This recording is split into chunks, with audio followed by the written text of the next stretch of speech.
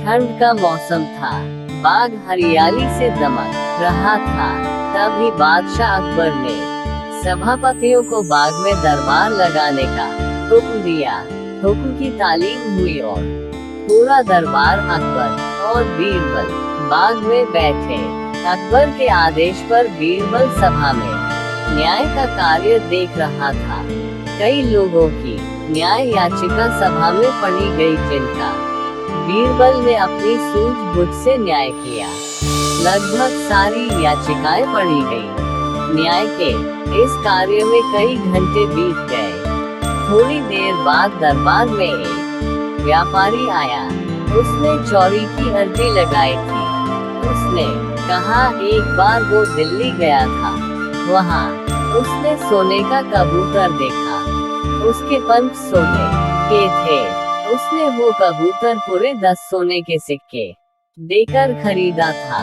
दिल्ली से आने के बाद उसने उस कबूतर को अपने घर में पिंजरे में रखा था और रोज सुबह और शाम उसे दाना डालता था।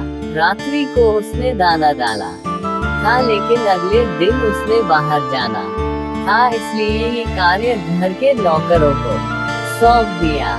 जब वह वापस आया तो कबूतर पिंजरे में नहीं था। अब उसे नौकरों पर शक है कि उन्होंने मेरे कबूतर को मार दिया, पर उसके पास कोई सबूत नहीं है।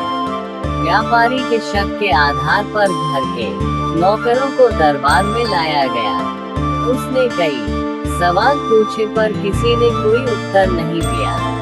समझना मुश्किल था कि कबूतर को किसने गायब किया। तभी बीरबल उठा और नौकरों के चारों तरफ चक्कर लगाते हुए उसने जोर जोर से हंसना शुरू कर दिया।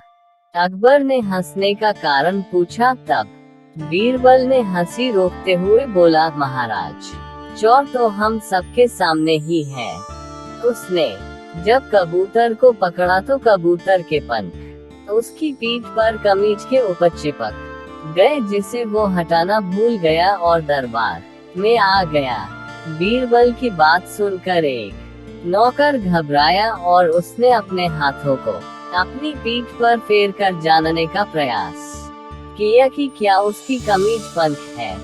ऐसा करते उसे बीरबल ने देख लिया और झट से उसे आगे कर चोर के रूप में दरबार में पेश किया।